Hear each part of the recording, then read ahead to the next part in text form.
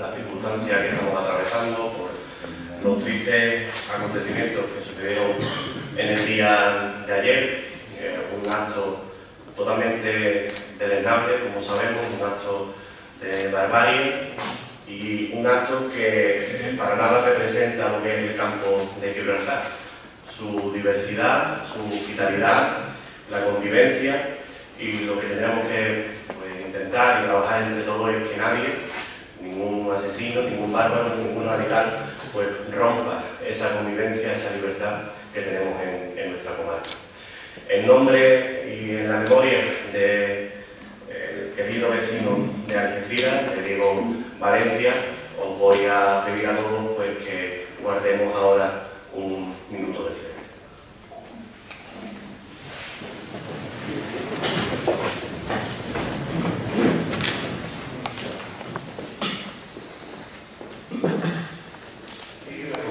Sigue y entre otros temas, pues qué mejor forma de seguir que con la cultura, fomentando esa luz que siempre nos alumbra, incluso en penumbra, como es la cultura, y en un acto como ese, en un libro tan importante, que tenemos tantas ganas de imprimir y de adquirir esos conocimientos del profesor Juan Carlos Pardo, al que también le agradezco muchísimo el trabajo que realiza y que sabe que siempre puede contar tanto con el Instituto de Estudios Campos Gibraltareños como con la comunidad. Agradecer también a la Diputación de Cádiz, que sin su ayuda pues, tampoco podría darse este tipo de libros tan importante para dar a conocer lo importante que ha sido el campo de Gibraltar, lo importante que es y las potencialidades que tiene, ¿no? Un libro que, como sabéis, pues, va desde el siglo XIX, donde vamos a poder descubrir imágenes, documentos históricos muy sorprendentes, que todos tenemos muchísimas ganas de conocer, y además también, por lo que he podido ver, un documento cartográfico excepcional, por lo que me cuentan, y ahora pues se detallará muchísimo lo que estaba comentando, de la mancomunidad. Vamos a seguir apostando siempre por la cultura campo gibraltareña, apostando siempre por nuestros profesores, por nuestros investigadores, por todo aquel que se esfuerza a dar a conocer lo bueno y lo grande que tenemos en nuestra comarca. Voy a cederle la palabra a Eduardo Quirones, director del Instituto de Estudios Campo Gibraltareño. Como digo, pues esa herramienta que tenemos siempre para fomentar la cultura y para fomentar esas luces y esas potencias que tenemos en el campo de Gibraltar, y hoy pues damos otra vez muestra de Eduardo. Tiene la palabra. Pues gracias, Daniel, y buenas tardes, y agradecer vuestra asistencia a esta presentación y especialmente al autor Juan Carlos Pardo. Este libro ya hecho, y realmente lo que veo, yo por lo menos lo que veo, es un trabajo tedioso, de muchas horas y muy bien hecho, que nadie ve, pero que luego tiene una gracia de resultado, y que ese esfuerzo se lo agradecemos desde el Instituto especialmente, ¿no? Y bueno, en general cumple una de las funciones del Instituto, que es poner a disposición de los ciudadanos información del campo de Gibraltar, ¿no? De alguna manera cultivar, ¿no? O sea, la formación, la educación de todos los campos gibraltareños y en general de cualquier persona que debe conocerlo, ¿no? Y además creo que es un trabajo práctico. No sé, cuando veo ojeado he visto cosas muy interesantes. Yo trabajo en un ayuntamiento, pero por ejemplo, ¿no? Es un municipio que quiera saber cómo eran los caminos en el siglo XIX, los caminos antiguos que se han perdido, ¿no? Pues ahí viene una documentación muy interesante para si tienen algún interés en recuperarlo, por ejemplo, y como eso, mucha información puede ser muy útil, ¿no? Yo voy a intentar ser breve y ya hablo con Juan Carlos, y mira, del libro habla Juan José Borja, hablas tú. Yo aprovecho para, como aquí habrá miembros del instituto o gente interesada en el instituto, comentar muy brevemente los proyectos de este año. De entrada tenemos 2 jornadas, posiblemente una tercera. El 18 de febrero una de prehistoria y arqueología, en la línea, o sea, el instituto va rotando por todos los municipios de comarca. Después tenemos una a finales de abril, una muy peculiar, que nosotros habremos hecho ya, nos han salido unas 47 jornadas. Esta es la primera vez que la hacemos para gente joven, chavales de bachiller y universitarios. Fundamentalmente para que vayan conociendo esta institución que tiene 31 años de existencia, más de 100 publicaciones y quizás a fecha de hoy todavía no es suficientemente conocida. Pero bueno, una labor magnífica, ¿no? Pero bueno, ha sido una iniciativa de Palma Tonda, la presidenta de la sección de pedagogía, se le ha apoyado, todos estamos un poco a ver qué pasaba. Tiene dos características nuevas, uno que es para gente joven, que son las que junto con sus profesores presentarán los trabajos, y dos que participan todas las secciones que quieran. Hasta ahora sabéis que son 10 secciones, historia, literatura, pedagogía, música, biología y tal, y cada sección tiene su jornada. Por primera vez se han unido todas para una misma jornada, ¿no? Bien, pues ya el otro día tuve una reunión y ya hay más de 30 comunicaciones, con lo cual sale adelante y estamos encantados. Esperemos que ya se coja un ritmo, ¿no? Estas son las dos jornadas que por ahora hay seguras. Después tendremos nuestras dos publicaciones emblemáticas, como son las almoreinas, que creo que son las 58 y 59 de este año. Y tenemos en lista hasta 8 monografías, como la de hoy, por ejemplo, que son las monografías. Pues hay muchos 8 en lista para ir sacando durante, no todo este año, pero en los próximos meses, ¿no? También entre las jornadas, un BioBliz, que organiza la sección de biología, coger una zona, de parque, de troncales, de parque de estrecho, de cualquier zona, y barrer toda la información durante día y noche, 24 horas, a nivel de flora y fauna. Participan también gente joven, unas 100 personas, ¿no? Y por supuesto expertos, ¿no? Una cosa muy interesante y divertida, ¿no? Y por mi parte, nada más, ¿eh? O sea, que agradecer vuestra asistencia y a todos los que hacen posible el instituto, que son cientos de personas. Muchas gracias, Eduardo. Muchísimas gracias por la labor que realiza el Instituto de Estudios Campos Gibraltareños, siempre estando ahí, como digo, en la vanguardia de la cultura y la investigación del campo de Gibraltar, y siempre, por supuesto, nos tendrá una gran comunidad con él. También, bueno, ahora ya sí que damos la palabra a José Juan, que va a ser la persona encargada de presentar también al profesor Barco y de detallar, imagino, algunas de las cosas que vamos a encontrarnos en este libro. Así que, sin más, le doy la palabra. Bien, muchas gracias. Soy vicepresidente de la Mancomunidad, director del Instituto de Estudios Campos Gibraltareños, con inmensa mayoría de amigos, no digo que haya enemigos, sino que hay otros a los que no conozco, ¿no? Lo primero que se me pasa por la cabeza es que estamos en una tarde pues, bastante especial. Hace prácticamente 24 horas que sucedió lo que sucedió. Un diario comarcal creo que ha elegido un titular bastante adecuado, ¿no? Ese ataque al corazón de Algeciras, pues nos ha llegado de alguna forma no solo al corazón que puede ser un corazón religioso, sino al corazón vital de la ciudad, que es la Plaza Alta. Una enclave donde todos los que estamos aquí, yo aprendí a andar en la Plaza Alta, aprendí a escuchar el ruido del agua en la fuente de la plaza, aprendí a descubrir quién era el Quijote, el azulejo de la plaza. Me tiré largas tardes de espera, comer pipas porque no había para otra cosa.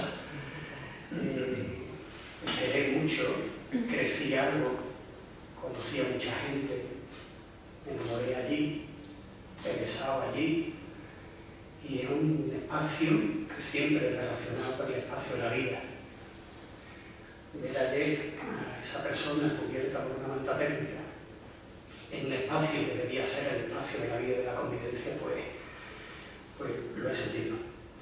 Y en un día así, donde, en fin, la intolerancia y el fanatismo nos lleva a estos extremos, yo creo que la mejor forma de combatir la intolerancia es con tolerancia, y la mejor forma de combatir el fanatismo es abriendo las puertas al futuro de lo que estamos haciendo aquí ahora.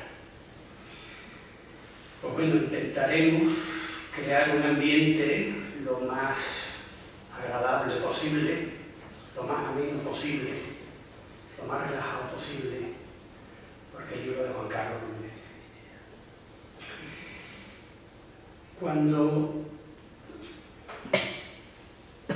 cuando cogemos esto entre las manos, yo es la primera vez que lo acabo de coger ahora. Una cosa es verlo en archivo y otra cosa es verlo ya como objeto. Se pueden venir muchas cosas a la cabeza. Y lo que viene a la cabeza siempre sigue sendas de lo más raras e incluso imprevisibles. Yo lo primero que me viene a la cabeza es que, no sé si ustedes recuerdan, aquella famosa frase que se desarrolló en la campaña electoral entre Bill Clinton y George Bush, en que se acuñó esa máxima de "es la economía, idiota, la economía". A esa frase le respondió Tim Marshall diciendo que también es la geografía, no le digo idiota. Y además llegó a uno de los... Yo durante toda mi vida profesional he considerado que hay dos grandes engranajes que mueven la historia, y esos han sido la economía y la geografía. Hay un tercer engranaje que pocos historiadores le echan cuenta, pero está ahí presente, que es con las palabras que hemos empezado hoy, el corazón. Hay pasiones que pueden llegar a determinar hechos históricos. Pero aquí no hay pasiones. Vamos a considerarnos, vamos a movernos en el mundo de la economía y en el de la geografía, que son mucho más cómodos para un historiador y para alguien que va a presentar el trabajo de un excelente historiador. Cuando Juan Carlos me comentó el proyecto se me vino a la cabeza la figura de un individuo que probablemente ustedes no conozcan. Yo tampoco lo conocí hasta entonces. Es un tal Leonard Mari, que a pesar de ese apellido tan cotidiano y demás, es un viajero, un dramaturgo y un escritor letón, que con el tiempo llegó a ser presidente de la República de Letón. No debía ir encaminado, más o menos, no supongo que sería. Este hombre llegó a expresar una frase que la ha utilizado para este libro. Iba a decir que si la geografía son palabras, los mapas son iconografía. Geografía igual a palabras, mapas igual a iconografía. Esto puede ser, creo, un buen punto de partida para ver a dónde nos puede llevar este libro de Juan Carlos Pardo. Detrás de toda investigación hay un mucho de rigor, hay un mucho de trabajo, un mucho de dedicación y también un componente de suerte. Esa suerte también la tiene Juan Carlos. Juan Carlos es un investigador afortunado. Sabe moverse perfectamente y sabe encontrar fondos absolutamente envidiables. Las cosas, los mapas, los planos, las cosas que encuentra Juan Carlos, yo le digo, son absolutamente envidiosas. Dice, como yo encontrar el camino, claro, ¿no? Pero claro, detrás de toda esa fortuna, lo que hay es mucha investigación, es mucho rigor e inteligencia. Juan Carlos es también un investigador inteligente. Ha sabido administrar esos fondos que ha encontrado, vamos a llamarle por suerte, constancia, trabajo, o lo que sea, y ha sido capaz de realizar una labor de investigación espléndida. No solo de investigación, sino de recopilación y de redacción. También tiene otra virtud tremenda. Supo convencerme perfectamente para que hiciera el prólogo del libro y presentara este libro. El bagaje contaba con mucha baza. Obviamente, la primera, la amistad, que es una de las pocas cosas con las que uno ya en la vida se mueve y merece la pena moverse. El segundo es su espléndida trayectoria investigadora, sabiendo que este libro de alguna forma seguía la estela del anterior de Gibraltar. Supuse que este libro debía ser una verdadera maravilla. Y también supo darme el caramelito de que en este libro se confirmaba plenamente una de las hipótesis que yo había planteado en el libro de la Trocha, que era el valor militar de ese camino, que en este libro queda absolutamente incuestionado. Pues bien, Juan Carlos, por un lado hemos dicho que ha sabido rescatar una serie de fondos patrimoniales absolutamente excepcionales, pero también ha sabido darle vida a estos fondos, con su palabra y con su actitud. Esos fondos son los provenientes de una comisión del plano de Algeciras y sus alrededores. Fue una comisión creada y que se desarrolló aquí en la ciudad de Algeciras entre 1888 y 1894. Estuvo dirigida por el teniente coronel del Estado Mayor, Federico Magallanes, y que fue destinado aquí precisamente con ese encargo, el encargo de realizar ese plano. Y el interés que había por parte del ejército español para que se constituyera esa comisión y realizara lo que posteriormente realizó, fueron unas amenazas bastante explícitas por parte del gobierno británico para expansionar la frontera iraní. Esto ya aquí está mi amigo Pepe también por aquí hemos visto sobre ello. Hubo una especie como de sospecha más o menos sostenida por parte de la inteligencia española de que el gobierno británico estaba decidido a ampliar la frontera de Gibraltar, proyectarla hacia el norte, ni más ni menos que hasta la estimación de Sierra Carbonera. Los avances de la artillería y demás, pues hacía que el control de Sierra Carbonera hiciera verdaderamente decisivo, convirtiera decisiva la plaza de la cima de Sierra Carbonera para una hipotética defensa de Gibraltar. Entonces, ante esta amenaza externa, que era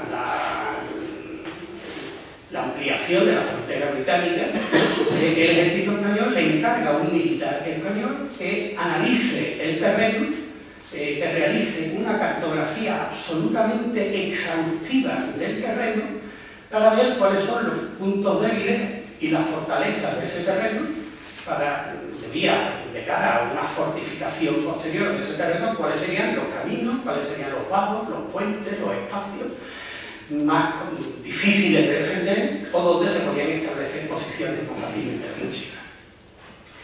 Pues bien, el trabajo que realiza este Federico Magallanes es absolutamente excepcional. Es un trabajo hecho con el rigor del funcionario más exquisito y con la dedicación del que yo creo que hacía algo en lo que él creía. Aquí hay algo más que una labor funcionarial. Todo en esta documentación es absolutamente excesivo. Y utilizo este adjetivo a conciencia. Es todo un exceso. El conjunto del plano forma una linealidad de 64 metros lineales. O sea, no cabe en esta sala directamente. Y en esos 64 metros lineales está perfectamente cartografiada toda la orilla norte del estrecho, desde las Andas hasta Guadiana, hasta la desembocadura del Guadiana. Pero todo es todo. El más mínimo pozo, cualquier brocal, o sea, hasta los árboles que dan sombra en la plaza de San Roque eran los árboles que daban en aquel momento sombra en la plaza de Armas. O sea, están marcados hasta con sus correspondientes al porqué. O sea, hay un rigor técnico absolutamente excepcional. Y a esto hay que añadirle una serie de fotografías, que esas fotografías evidentemente apoyan todo ese corpus documental, y una serie de informes escritos de puño y letra, y cuando decimos puño y letra, bueno, imagino que lo haría un escribiente y tal, ¿no? Escritos por el propio Magallanes, que resultan por lo menos de lo más interesantes y curiosos para ser leídos hoy. Con estas mimbres ya tenemos algo verdaderamente interesante. Magallanes tiene un interés exclusivamente militar, pero hoy este trabajo trasciende totalmente ese primitivo interés militar que podría haberle dado el jefe de Estado Mayor de aquí, de la comandancia del campo de Gibraltar, para darle un valor, muchos valores mucho más interesantes. En primer lugar, el estudio de esta documentación supone una catalogación absolutamente exhaustiva de cómo era todo el entorno de la comarca, viene a coincidir prácticamente con los límites comarcales, no sé acaso se extiende un poco más hacia la zona de la Janda, cómo era toda nuestra comarca hace unos 130 años. Tiene, por otro lado, un valor histórico incuestionable, ese valor histórico de darle esa función militar a determinados espacios, con lo que hacía era, de alguna forma, confirmar muchos de esos valores militares que tenían esos espacios desde, al menos, la Edad Media. También tiene un valor urbanístico magnífico. O sea, yo no sé si hay más planos de Castellar, por ejemplo, antes de esto. El plano de Castellar es maravilloso, el plano de los barrios, el plano de la línea, lo estaba comentando contigo, está detallada, pero vamos, hasta la fábrica que tenía de tapones, los larios ahí, al arranque de la calle Pedrera. O sea, es un detallismo magnífico, o sea, para ver cuál es la evolución urbana, sobre todo el plano de la línea da muchísimo juego, porque marca todas las vueltas que había. Y, curiosamente, pues todo el sistema viario actual de la ciudad más o menos viene a coincidir con esos caminos que ponían en comunicación todas esas vueltas en un sistema casi en abanico, confluyendo todas ellas hacia las planadas y la zona ya que llegaba hacia la frontera ya de la línea con Gibraltar. O sea, también posee un valor documental espléndido, o sea, el aparato no hace falta, o sea, yo me encantaría tocar el plano, más señala, en fin, una textura decimonómica, con una tela en papel, marca segoviana, una tela francesa, o sea, hecho, como diríamos ahora, con una calidad absolutamente excepcional, ¿no? Y también, como ha señalado el director del instituto, es una prueba documental maravillosa para poder confirmar por dónde iban esos antiguos caminos, para que senderistas aficionados al campo, a la naturaleza y demás puedan rescatar esas vías que están marcadas de forma absolutamente científica, con sus teodolitos, sus historias y demás. Yo te voy a decir que yo el cruce de la torcha por el Palo de Botafuego lo encontré gracias al plano ampliado que gentilmente me proporcionó Juan Carlos, y el ampliado no hay nada en comparación con el plano detallado. El plano detallado ya es tremendo. Magallanes, por tanto, lo que nos hace aquí es una verdadera cápsula del tiempo de la comarca hace 130 años. O sea, viendo este plano, viendo este mapa, podemos ver perfectamente cómo éramos en unos tiempos en los que las amenazas de guerra hicieron despertar este tipo de iniciativas. Pero también me va a ir, he dicho que vamos a relajarnos, ya. Me vais a permitir otra reflexión. Ya sabéis que yo soy filólogo, es mi punto de partida. Con este libro, no solo Magallanes, sino Juan Carlos, con este libro empieza o se vislumbra una puesta en escena.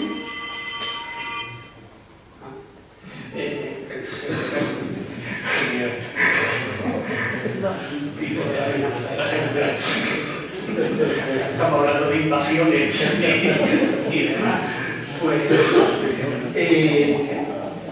en este libro se sugiere algo para mí especialmente atractivo, que es la relación entre la imagen y la palabra, entre la realidad y la palabra.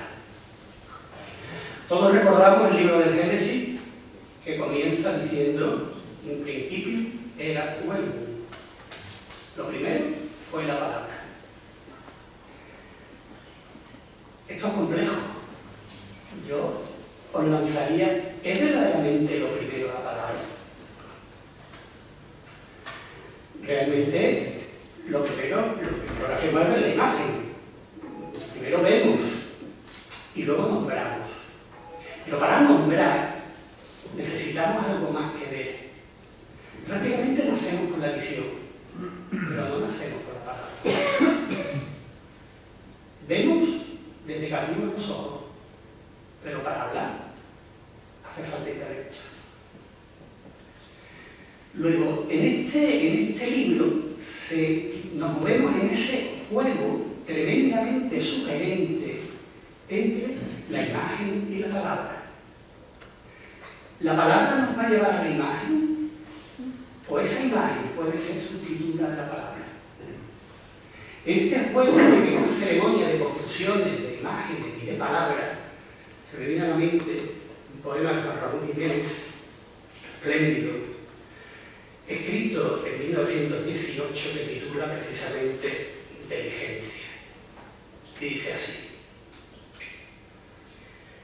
Inteligencia, dame el nombre exacto de las cosas, que mi palabra sea la cosa misma creada por mi alma nuevamente, que por mí vayan todos los que no las conocen a las cosas, que por mí vayan todos los que ya las olvidan a las cosas, que por mí vayan todos los mismos que las aman a las cosas.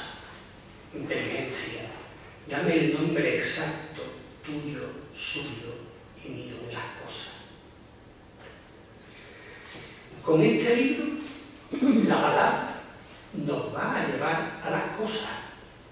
La palabra nos va a llevar a las imágenes, y esas imágenes nos van a llevar a ese mundo que aún pervive, ese universo natural que con dificultades todavía sobrevive después de tantos años de abandonos.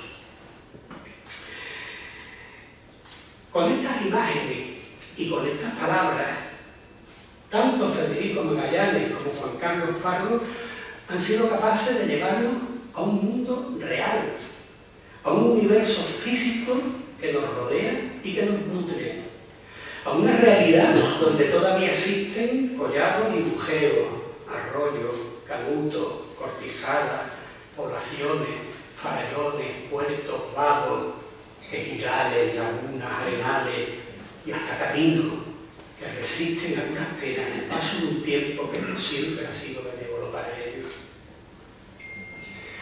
Volviendo a Leonard Mari, aquel viajero, dramaturgo y presidente, si los mapas son iconografía, ya es hora de reivindicarlo frente a tanta iconoclastia que ha transformado radicalmente nuestro territorio. Al final no hubo guerra, al final no hubo invasión, al final Sierra Carbonera siguió siendo española, al final pues la línea casi hubiera pasado a ser territorio británico, al final pasó lo que ya señaló Lampedusa, cambió lo justo para no cambiar nada. No hubo guerra, pero la paz ha hecho estragos. Sin embargo, no podemos consentir que esa paz nos lleve al olvido. Libros como este de Juan Carlos pueden hacer mucho, mucho para que no olvidemos de dónde venimos. Muchas gracias.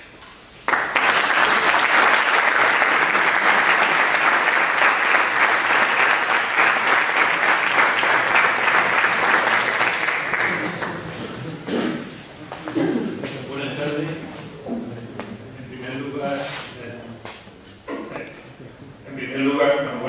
En primer lugar, transmitir mi dolor y mi pesar por los terribles sucesos de ayer, ¿no? A todo el mundo nos ha rozado hoy salir a la calle, ¿no?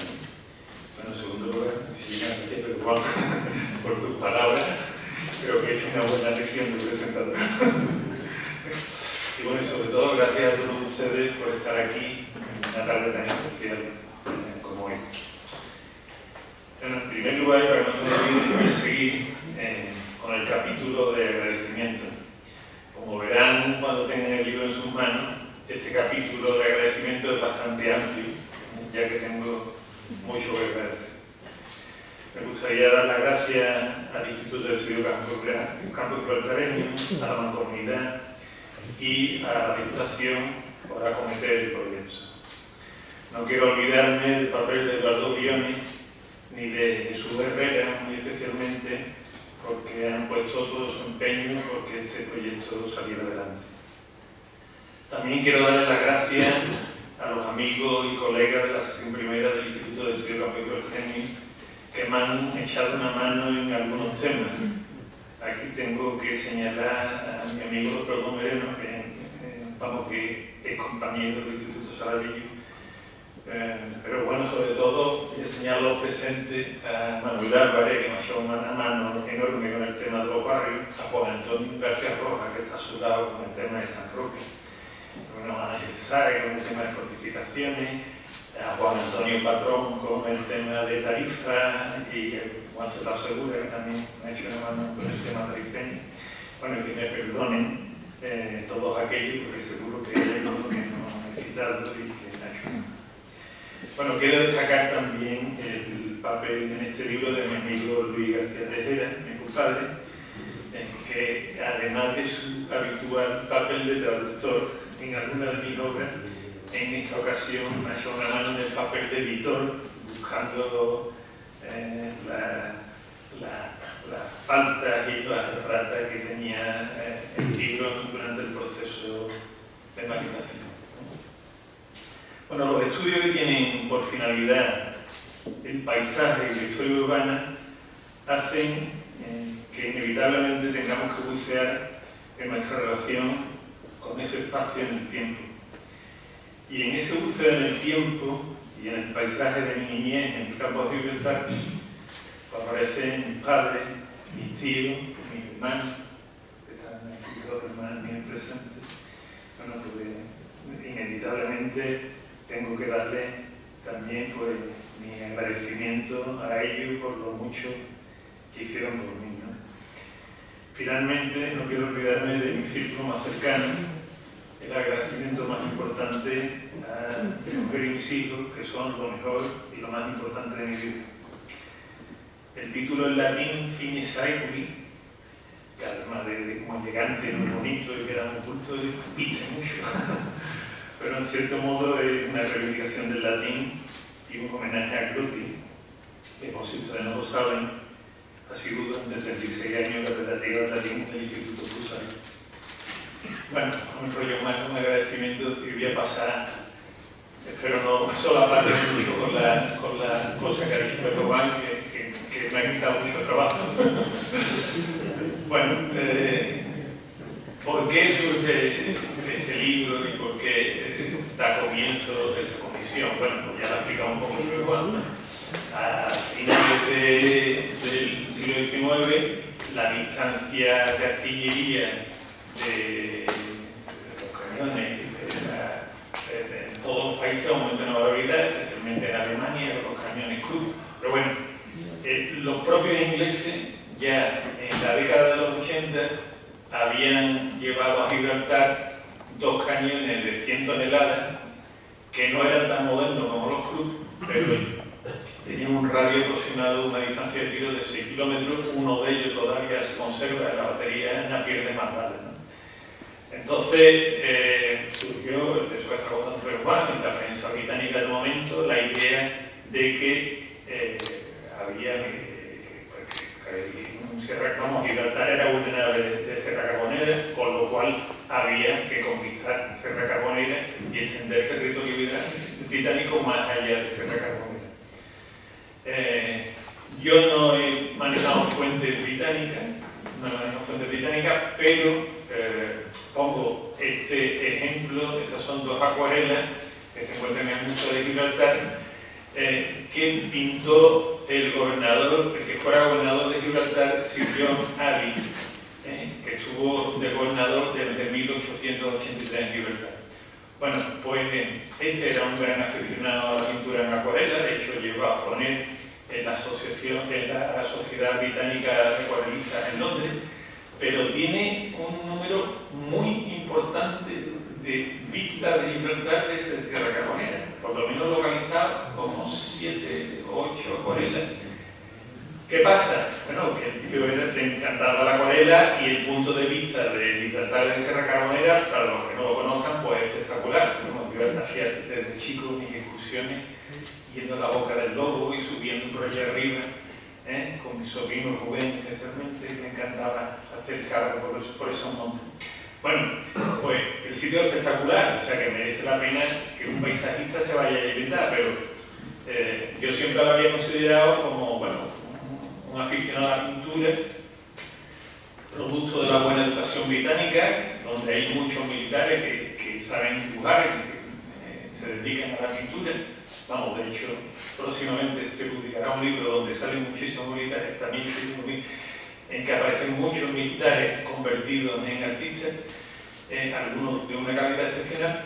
Bueno, pues yo lo había considerado eso, como un acuarelista que estaba pintando por allí, pero no hay dudas de que también podía estar cumpliendo funciones de análisis estratégico realizando estas acuarelas. En cualquier caso, los británicos tenían una documentación excepcional de los alrededores. ¿Por qué? Hoy he traído al director del instituto un libro que es la historia de la Sociedad de los Cazadores de Cárcel, los Royal Cartejans. Bueno, pues ellos, que eran fundamentalmente militares, pues se dedicaban a recorrer toda la comarca practicando su afición. Entonces tenían un conocimiento súper exhaustivo, que de hecho en el libro ese aparece un mapa que antes de este, que vamos a ver ahora, pues era uno de los planos más detallados de la comarca de principios del 20, ¿no? Que este es más antiguo y más interesante. ¿Qué es lo que ocurre? Bueno, porque las autoridades españolas hacen eco de esto y piensan en Federico Magallanes como la persona indicada para acometer esta tarea de hacer ese análisis estratégico, levantar planos, etcétera, etcétera. Federico Magallanes era oficial del Estado Mayor, que entonces era el cuerpo, estaba recién creado, y era el cuerpo de élite, por así decirlo, del ejército español, pero él, un par de años antes, en 1886, había publicado este libro, que es el Compendio Teórico Práctico de Topografía. Y en ese libro están plasmadas todas las ideas de Federico Magallanes que va a poner en práctica cuando viene al territorio del campo de Gibraltar. Entonces, aplica pues, prácticamente toda la teoría que aquí expresa, pues la aplica en el trabajo que hace aquí en el campo de Gibraltar. Esta es una de las ilustraciones que vienen en el libro bastante interesante.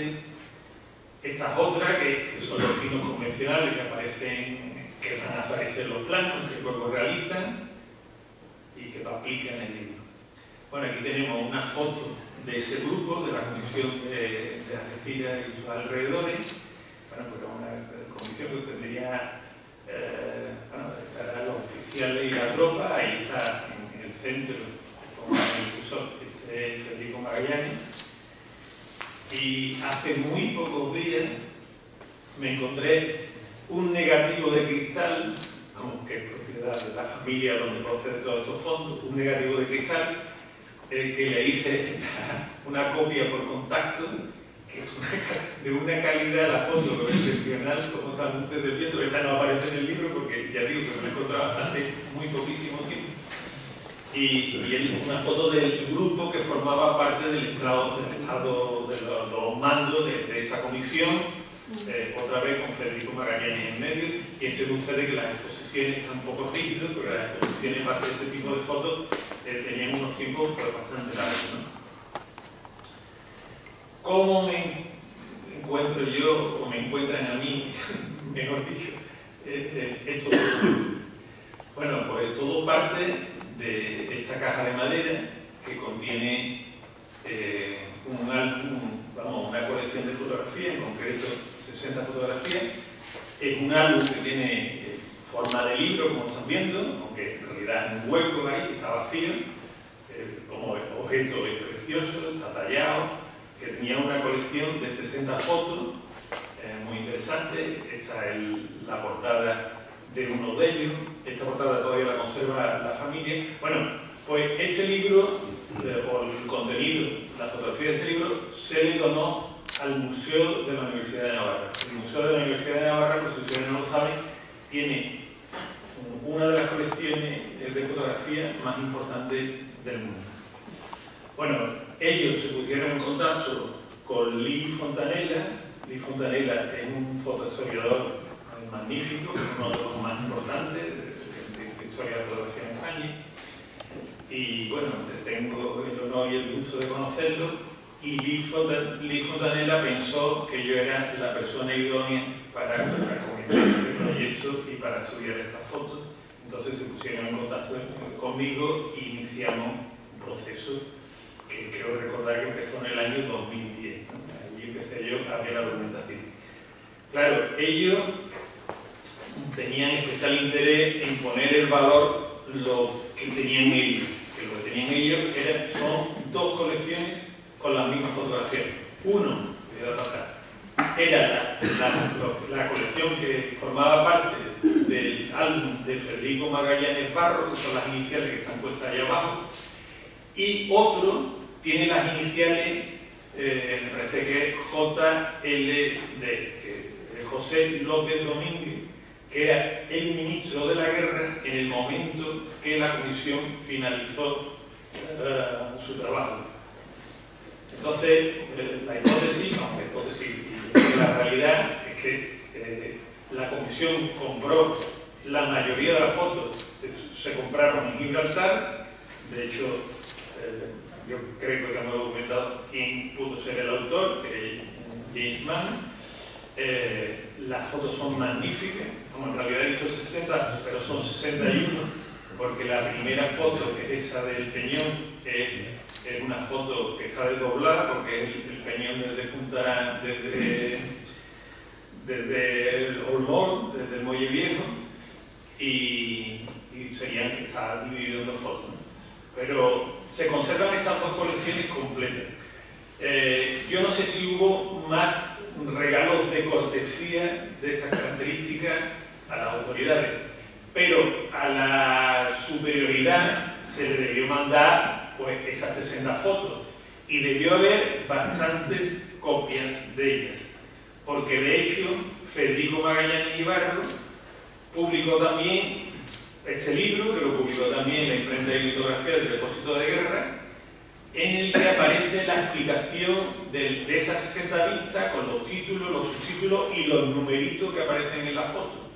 Y aparecen en este cuadernillo, un libro pequeñito, pero bueno, para que se editara en imprenta es que debía haber varias copias por ahí circulando, pero yo realmente no he localizado ninguna más aparte de esas dos, bueno, completas, que yo haya localizado, nada más que están las dos que están en el Museo de la Universidad de Navarra. En el archivo, el cartográfico del ejército debieron estar, pero vamos, y estoy hablando hace un montón de años, cuando yo empecé la tesis, pedí ese documento y me entregaron una carpeta que estaba vacía en ese momento, pero debieron estar en algún momento allí. Y sí he localizado que en el Archivo General Militar queda una versión, aunque está incompleta, ¿no? Pero bueno, las dos versiones del Museo de la Universidad de Navarra, pues nos dan.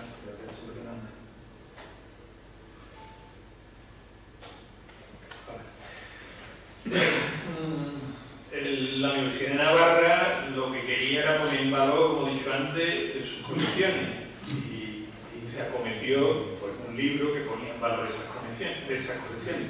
Pero en realidad ellos tenían acceso a toda la documentación, porque Federico Magallanes Ibarro, además de entregar toda esa documentación a las autoridades y a los archivos de entonces, se quedó para su uso, para su utilización, con una copia de todos los borradores de todos los documentos, además se quedó con plano, en fin, que la familia tenía entre álbumes de fotos, planos y borradores una documentación excepcional. Vamos, que yo cuando la vi la primera vez, estoy hablando de 2010, en ese momento no lo usaba cuadro. Pero claro, es cuando se llevó la idea de intentar publicar, pues se vio que aquello era imposible y sobre todo ellos estaban interesados en, vuelvo a repetir, en potenciar las colecciones que ellos pagaban el libro y lo que querían era poner en valor ese libro, ¿no? Bueno, ¿qué es lo que aparece en los documentos que se han conservado, en esos borradores? Bueno, pues ahí una relación de cosas que sería una reseña histórica del campo de Gibraltar, descripciones de todas las poblaciones, uno de los más interesantes es un cuadro estadístico de las distintas poblaciones, con el número de habitantes, el número de viviendas, la clasificación del vecindario por profesiones, en fin, especificando sectores, el sanitario. Bueno, ellos incidían mucho en el valor militar de estos datos. Entonces hay datos que a ellos les importan menos y entonces no aparecen, y otros que aparecen, bueno, por los apartelamientos, los recursos hospitalarios, los recursos religiosos, los recursos económicos. Están viendo ahí ustedes todas las variables que aparecían en ese cuadro estadístico. Además, el capítulo más importante, que Juan ha hecho mención a ello, es una descripción del territorio, o sea, un capítulo esencialmente geográfico, escrito. Bueno, pues es como un mogollón de información en que no deja regatos sin describir, poblamiento, grupo de casas sin describir, montañitas sin describir, todo, todo. No solamente del área que abarca el plano, sino también describe el estrecho, describe el peñón, describe la orilla norte de África, la orilla sur del estrecho, por decirlo más exactamente. Hay una parte muy importante del peñón de Gibraltar, la descripción del peñón, una reseña histórica del peñón, una descripción del moderno Gibraltar, un capítulo específico de las fronteras de Gibraltar. Este capítulo es el único que yo he logrado encontrar en la documentación oficial, o sea, que lo conservan en los archivos militares, y después un montón de planos y un montón de fotografías. Como ya digo, se publicó este libro, Gibraltar 1888, fotografías y usos militares, se publicó lo publicamos en el 2016, y bueno, lo que se llevó a este libro pues la parte que está puesto ahí en verde más intenso, es decir, la parte relativa al peñón y una parte de planos y de fotografías también relativa al peñón. ¿Qué es lo que nos vamos a encontrar en este libro? En el que le darán no se dé la sanidad. Bueno, pues un capítulo introductorio donde pues, hablo de los antecedentes del recorrido legal de la comisión, hablo un poco de la biografía de Federico Magallanes y sobre todo en qué consiste esa documentación. ¿Qué es el grueso del libro? Bueno, pues el grueso del libro es la transcripción de esos borradores, de casi todos los borradores, porque no he puesto la parte de Gibraltar que estaba en el libro anterior, y un capítulo inicial que pone hasta qué punto era exhaustivo Federico Magallanes, en que se recogen todas las chorraditas de intendencias relativas a la comisión, de que si al caballo le falta una herradura, que al soldado tal ha perdido las alpargatas, en fin, chorradas de ese tipo que no tenían interés, pero bueno, que se han transcrito también,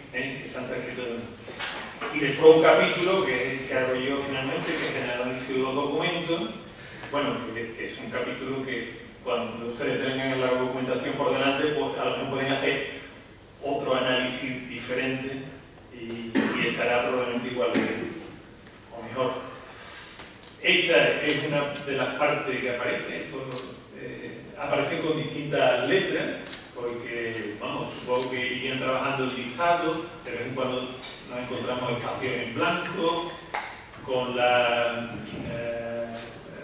topografía va variando y bueno, y algunas veces la toponimia pues presta algún tipo de errores. En fin, yo he encontrado bastantes erratas, las he ido corrigiendo, pero no me extraña que en el texto pues todavía queden algunas o muchas.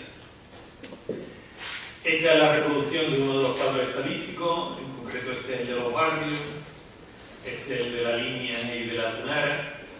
No van a ver nada, pero en el libro aparece tanto la reproducción como la transcripción, que le va a venir muchísimo mejor.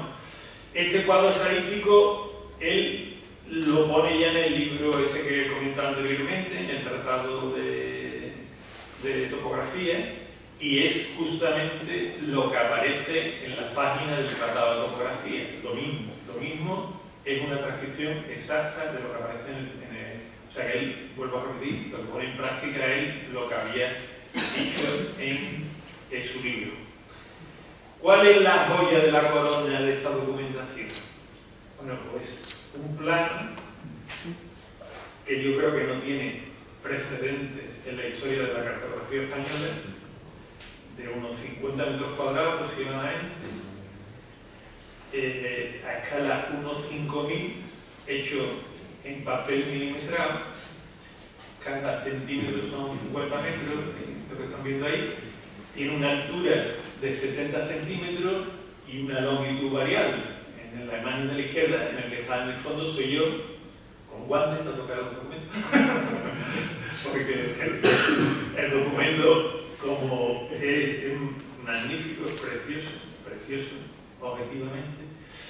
Y nada, ahí están viendo ahí con una de las tiras. Son en total, bueno, esta es una versión reducida, esto creo que a escala unos 50.000.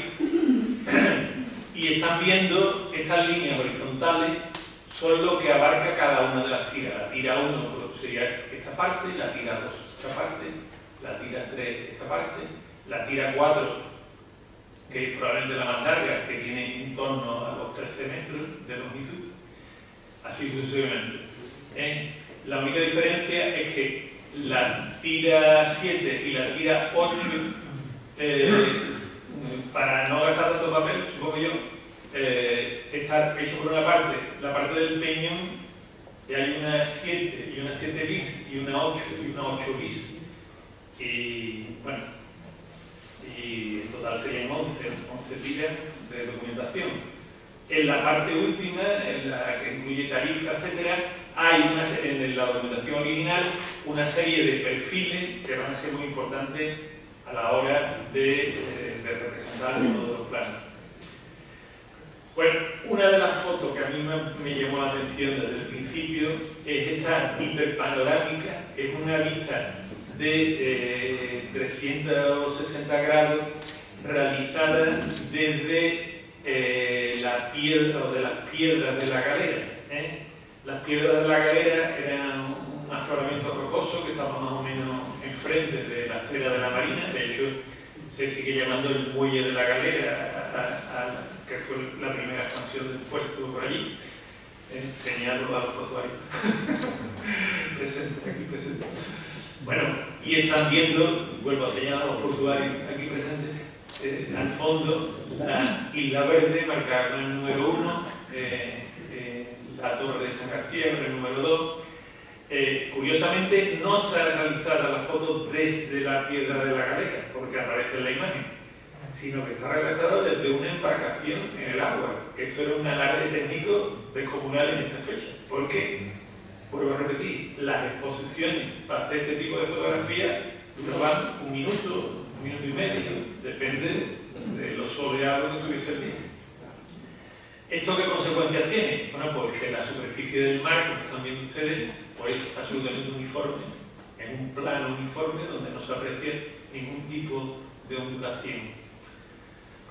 Los elementos en esta fotografía, los elementos que estas fotos están tratadas, porque la foto está un poquito desvaída, los elementos que están más próximos a nosotros pues se ven con bastante claridad. Este es el promontorio de la Villa Vieja. Aquí aparece el muelle de madera de la compañía del ferrocarril. En la línea de abajo está en la acera de la marina. Aquí este barco tapa al muelle de piedra que existía aquí. Se conserva todavía el edificio de la pescadería, aquí marcado con el número 9. En fin, es un documento interesantísimo.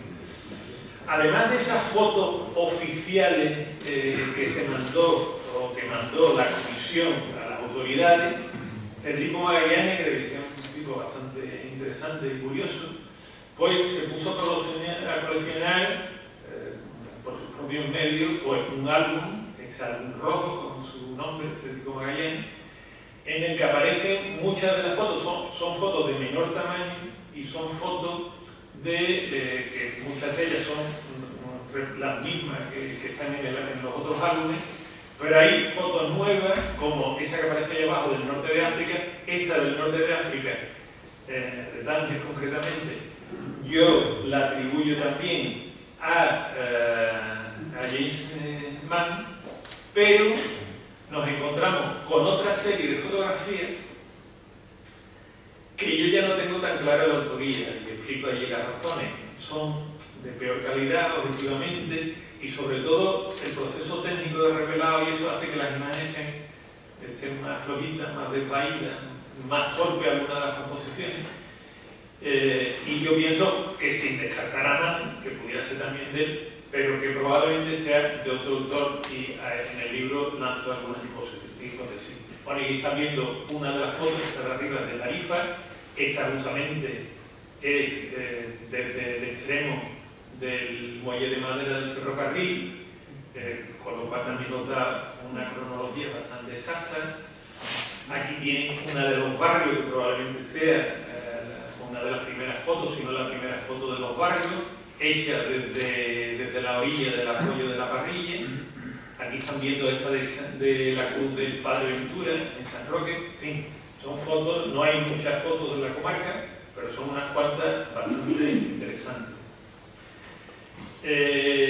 La comisión, además del macroplano ese especial, pues hace un montón de planos que son muy interesantes. Este es uno de escala 1.50.000, tiene un tamaño bastante considerable, tiene 1,5 metros por casi 2 metros, o sea, un formato bastante importante.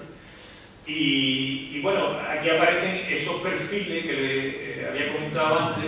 Este sería Sierra Carbonera y esto de aquí el Peñón, marcando las distancias exactas que había, por ejemplo, desde la Pedrera hasta el pico norte del Peñón, y desde el pico norte del Peñón hasta la cumbre de Sierra Carbonera. También ponen perfiles pensando ya en unas posibles instalaciones en las cumbres de Sierra Carbonera o en la Pedrera.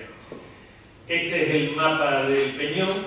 Ellos tenían órdenes de no entrar en el Peñón, pero sin embargo Federico Magallanes se la salta y entra en el Peñón y recoge una documentación especial.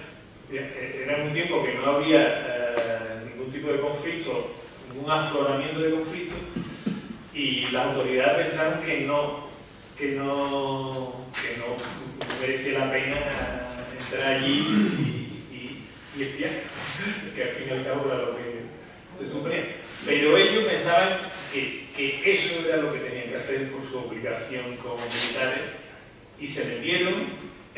Obviamente no hicieron un levantamiento cartográfico porque no lo podían hacer allí, pero partieron de un mapa concreto que le publicó la Dirección General de Hidrografía, y yo creo que va con ese mapa en el que se basa este mapa.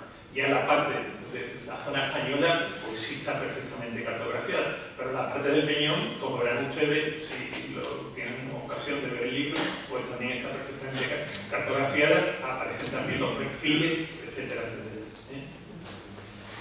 Además de esos planos, digo que son muchos los planos, no voy a poner todo, pero voy a poner como ámbito. Este es bastante interesante porque es el límite de las aguas territoriales. En ese momento, el límite de las aguas territoriales británicas, desde una bacala que nos jugó el ministro cercano, bueno, pues estamos en una situación de poder, obviamente, no nos pudimos oponer. Desde Punta Mala se trazaba en dirección sur una línea y toda esa parte era dominio del puerto de Gibraltar. En este plano, vamos, de hecho desde Punta Mala, desde la orilla, desde Punta Mala hasta la línea, también era dominio del puerto de Gibraltar, y de hecho el conflicto, lo explico en una de las notas, surge justamente con un incidente con un par de barcos que habían quedado varados allí. Bueno, ellos dicen cuál era el límite que tenía que tener desde el Tratado de Utrecht, que sería esta zona de aquí, y luego ponen una cosa, un término interesante, que pone límite que sería aceptable, que es más o menos la situación que tenemos en la actualidad, afortunadamente para nosotros. Bueno, otro de los documentos que a mí me resulta más interesante es este, porque se hace un ejercicio casi arqueológico, ya que superpone el casco de la línea que existía en ese momento con la antigua línea que planificó Verdún en el siglo XVIII. Entonces, tenían conocimiento exacto de todos los elementos y de la superposición, dónde quedaba cada elemento, en fin, en un plano interesantísimo desde mi punto de vista, a escala 5000. Y luego, o sea, el nivel más pequeño, lo que abarcaba una zona más pequeña, es decir, que tenía la escala más ampliada, pues son una serie de fortificaciones, entre ellas la de la Isla Verde, este plano de la Isla Verde. Ellos tienen la filosofía de reproducir las ideas que había tenido Verdún en el siglo XVIII. Entonces, su idea final, que está latente a lo largo de todos los informes, es, si no las mismas fortificaciones, que en muchos casos van a ser casi las mismas posiciones y las mismas fortificaciones, hace algo muy parecido a lo que planificó y desarrolló Verdún durante el siglo XVIII. Entonces, bueno, otra de las que reproduce Torre Carbonera, que se conserva en la actualidad, ahora convertida en un faro y muy transformada en la parte de abajo. Punta Mala, que no se conserva absolutamente nada ahora mismo, pero ellos le dan como importancia estratégica, eso hablan en algún momento de estar algo allí. Y luego ponen, pues, tienen muchos planos planos específicos, además de lo que aparece en el plano grande. En el plano grande, obviamente, está todo, y en muchos casos, mucho mejor. En el caso de Algeciras también. ¿Por qué? Porque, por ejemplo, en el caso de Algeciras, voy haciendo pequeños acercamientos, el plano grande ya aparece en muelle de madera, o sea que esto debe ser, pues, un poquito antes, unos años antes. Es que da la casualidad de que cogen un momento muy interesante en determinadas poblaciones, porque en Algeciras coincide justamente con la llegada del ferrocarril. Entonces, en el plano grande aparece y aparecen más puentes, aparecen todos los puentes. De hecho, estos planos los tiene el ejército y lo va actualizando a medida que va pasando el tiempo, porque la documentación era tan buena que lo reutilizan mucho después, porque en el otro plano aparece ya el puente de la Conferencia. Aquí aparece la zona de desembarcadero del material del tren, porque venían en barcos, desembarcaban en la bahía, lo trasladaban a una barcaza, desde una barcaza lo llevaban hasta este punto, y allí el propio tren era el que iba avanzando el recorrido de la línea en dirección a Bobadilla. Interesante también porque hacen aquí una explanación para poner la estación y las vías que obliga a una desviación del cauce del río. En fin, que aquí si nos ponemos en el detalle, cada uno de ustedes van a descubrir cosas interesantísimas, como hay algunas que he descubierto yo. Están viendo la construcción del cementerio viejo, de la plaza de toros, del parque, el paseo Cristina, esa entrada triunfal que había en ese momento para llegar a Gibraltar, en fin. Aquí la zona del cementerio, en esos años estaba recién hecho la extensión del cementerio civil y aparece recogido, actualizándolo, en fin, datos muy interesantes. Aquí la parte del acueducto, que en esos años está completo y perfecto. En fin, datos muy interesantes. Voy a correr un poquito porque me parece que me sigo riendo mucho. Aquí están viendo el plano que se refiere antes de Juan de Castellar. Probablemente Castellar cogía justamente el límite del plano, porque aparece ese mapa que probablemente sea de los primeros, si no el primer plano de Castellar. Interesante también en el propio término de Castellar la descripción de todo el territorio de la Almoraima. Se ve por aquí el paso de la vía del tren. Los duques exigieron que para que pudiera pasar el tren por su terreno, por así decirlo, tenían que poner un apeadero para que ellos bajaran, y desde el apeadero estamos viendo que hay una especie de entrada triunfal, de entrada noble hacia la finca, hacia el convento de la Almoraima. O sea, aparecen muchos datos pues, muy interesantes en los planos. El de Jimena probablemente es el peor de todos, no probablemente, es el peor de todos, pero porque no lo hicieron ellos. Jimena estaba fuera del plano, de la zona del plano. Tengo que mencionar que, que acabo de ver a un amigo, Alcalá de los Azules, porque en principio hacen toda la descripción de la antigua comandancia de Campo Libertad. O sea, Alcalá de los Azules también la trata, pero tampoco aparece en el plano, pero la describe la documentación. El plano de Jimena, según ellos dicen en la propia documentación, ellos lo copian, por así decirlo, de la documentación de la compañía de ferrocarril. Aún así es interesante porque aparece que el puente está roto, está destruido, el puente en ruinas, que para cruzar el río Ocaganta se utilizaba una barca. Después, curiosamente, se ve la transformación a partir de ese momento, pues está la estación y ya está, y el convento de la Virgen de los Ángeles, pero no hay nada más. O sea que aquí se va a producir una transformación brutal a partir de que se pone allí la estación de Jimena. Hecho es muy interesante, probablemente esta sea también la que en ese momento era territorio de Jimena, vamos, de hecho hasta hace muy pocos años, que es San Martín del Tesorillo.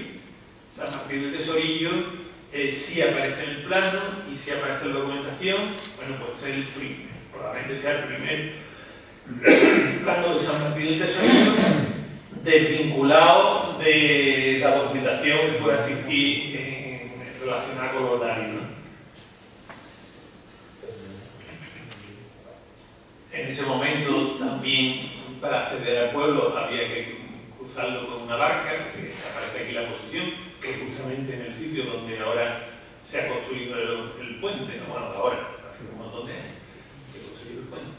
Bueno, se ven por ahí luego las fincas de los lares y otras cosas, están muy bien vestidas. Bueno, aquí aparece ya la construcción del palacete que tenían los Darius justamente en esta esquinita, es donde estaba el palacete de los Darius.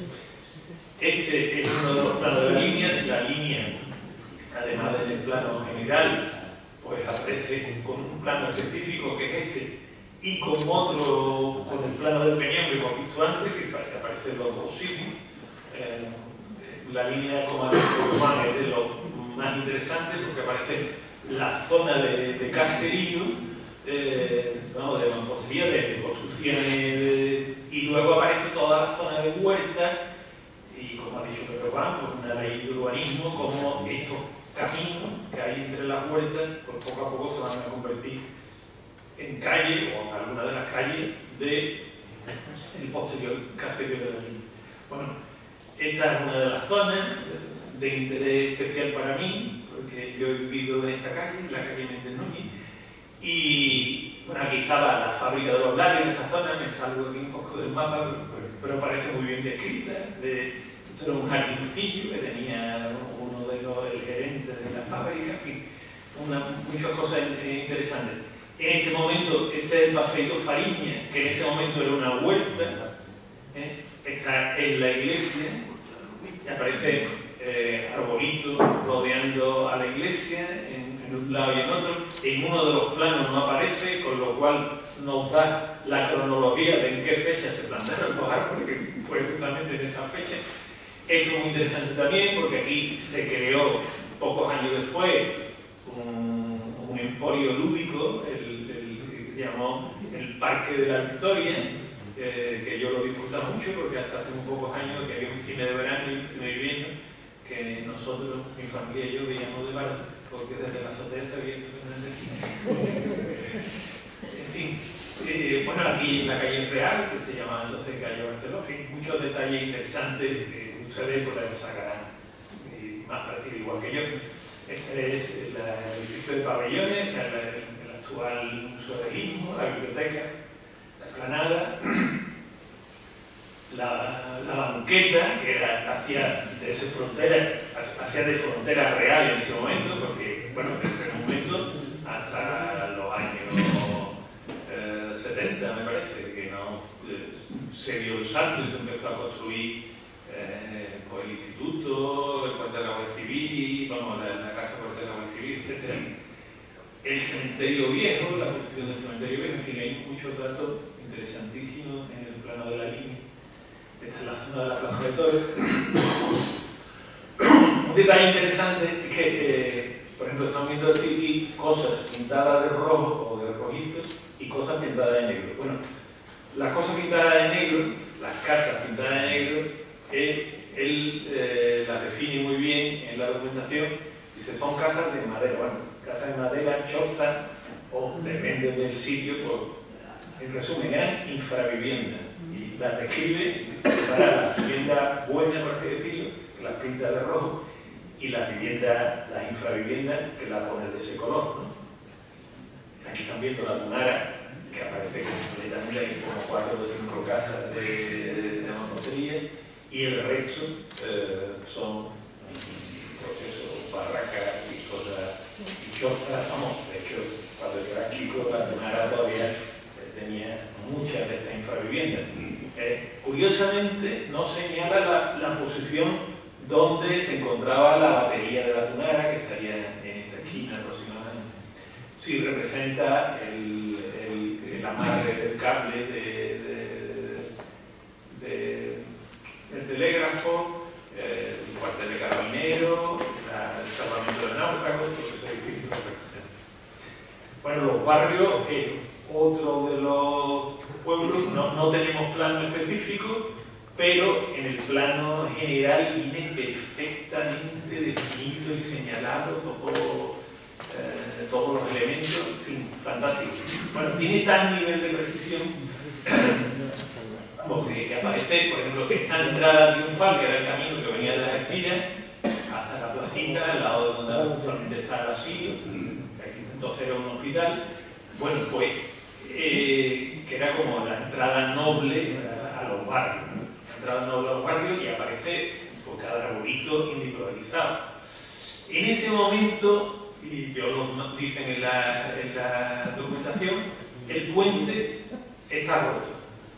Eso es el camino de la carretera, vamos, el mismo trazado de la carretera vieja de los barrios, que llamamos aquí en Asturias.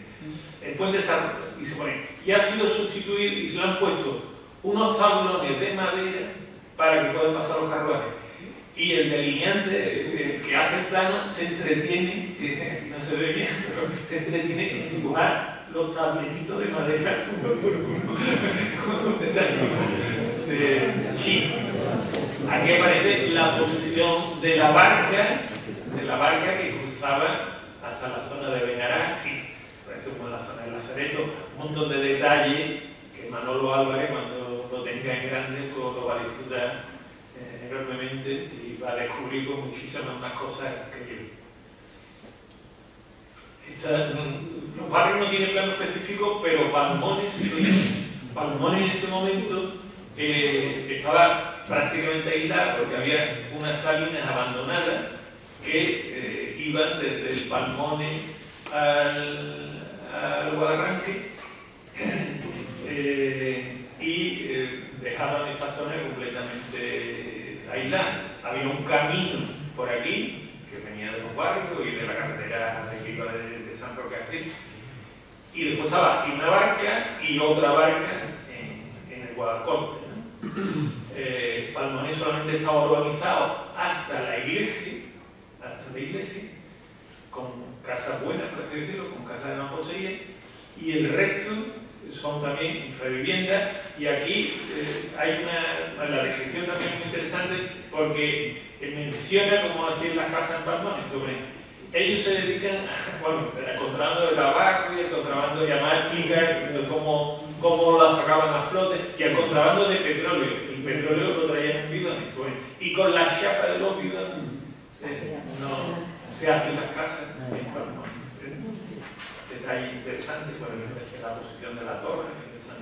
Aquí están viendo San Roque también tiene multitud de detalles interesantes, los caminos, todas las instituciones, la alameda ya con todo arbolado. Es interesante el dato porque el cuartel en este momento tenía aquí una zona que era como una pequeña huerta, en fin, hay detalles ya minuciosos.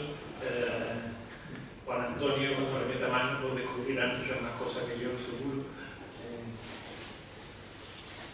También tiene un plano específico pues, de Mallorca y campamento. No he mencionado, cuando estaba en el de la línea, un elemento interesante que había en la esquina de la calle Blanca de los Ríos con la carretera del Zabal, que había un fielato, que yo la primera vez que he tenido noticias de la existencia. Bueno, que era un puesto, una especie de aduana de mercancía, un puesto de control, y existía uno allí y existía otro aquí en campamento, en la orilla del Cachón, existía otro fielato. Bueno, aquí están viendo un montón de elementos, de los cortijos, de las casas, en el libro pues, hago una descripción un poquito más extensiva, pero voy a correr un poquito. Bueno, Tarifa. Otra de las poblaciones muy interesantes. En el plano específico hace, la isla la describe a la perfección con una documentación, que he visto que está calcada de una que tú manejas en tu libro, o sea que ellos utilizaron esa misma documentación para la representación. Pero una cosa interesante es que pone el proyecto de expansión de la ciudad que se planteó a finales del 18 como contrapartida, querían que Tarifa fuera como la contrapartida a Gibraltar, y se pensó en hacer una gran ciudad, proyectos que luego no se llevaron a cabo y que se quedó en el olvido.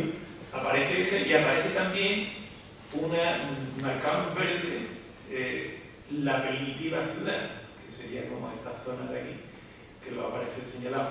Tarifa también coge un momento especialmente interesante porque viven en directo las desviaciones del arroyo que cruzaba toda la ciudad y se desvía. Primitivamente el arroyo tenía este cauce y salía al Atlántico, y desde esos años pues se pasa y el agua de ese arroyo iba al estrecho, con lo cual la calzada pues cambia, en vez de ser una cloaca pestilente como debía ser, pues se convierte en la calle principal de Tarifa. Y es interesante porque aparece como si estuviese en ese momento, porque aparece como con una línea discontinua, como si estuviese cubierto solamente hasta la mitad, y el resto del cauce todavía no estaba cubierto y aparece como destapado. O sea, quería coger el momento exacto de que las obras estaban en ese punto. Lo mismo digo, pues Cerlado y Patrón pues sacarán de esto mucho más partido, pero vamos, que no quiero enrollar mucho porque creo que quiero reír demasiado. Pero pues esta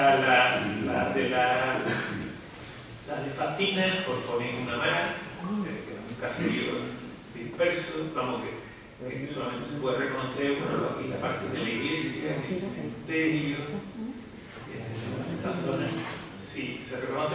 Es interesante porque el sistema de acequia y esta conducción de agua se conserva todavía, no la acequia, pero sí, hay dos fuentes que han sustituido esta acequia, pero este sistema de conducción de agua se conserva todavía. Aquí están viendo la marca del papel, que es un papel francés, chorraditas de ese tipo. Bueno, no me voy a enrollar porque me parece que me pasa. Ya termina con una cosilla. ¿Qué es lo que se ha quedado del tintero? Bueno, pues en esta posición caótica que he hecho con muchísimas cosas. Pero creo que lo que va a dejar de lleno en este libro es la reproducción completa del plano grande.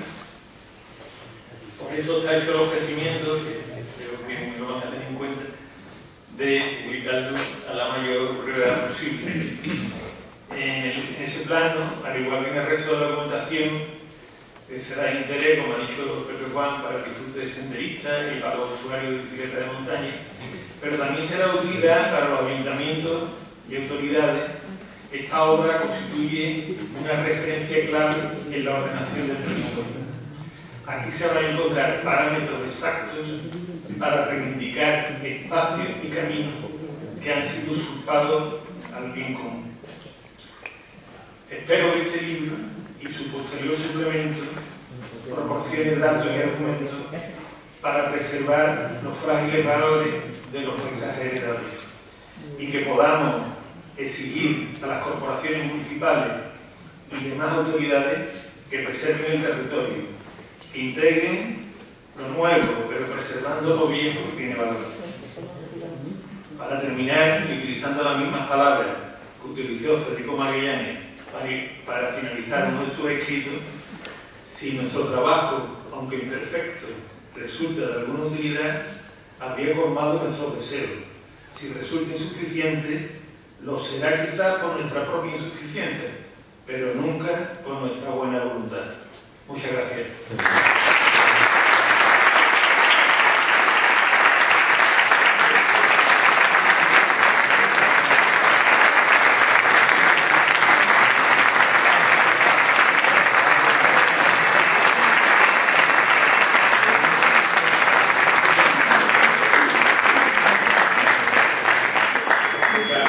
Muchas gracias, Juan Carlos, por el trabajo que has hecho, por el trabajo de investigación, por hacer posible que tengamos en nuestras manos este magnífico libro, por la información que has comentado tan importante de la historia de nuestra comarca, de cada uno de nuestros municipios.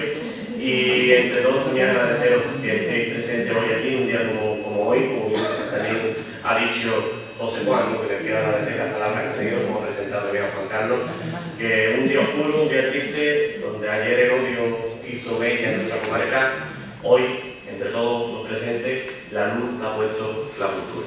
Así que gracias a todos por estar hoy aquí, y ya sí queda muy clausurado este acto, y a la salida, como no, pues tenéis estos ejemplares con los que podréis hacer ya un ley. Muchas gracias.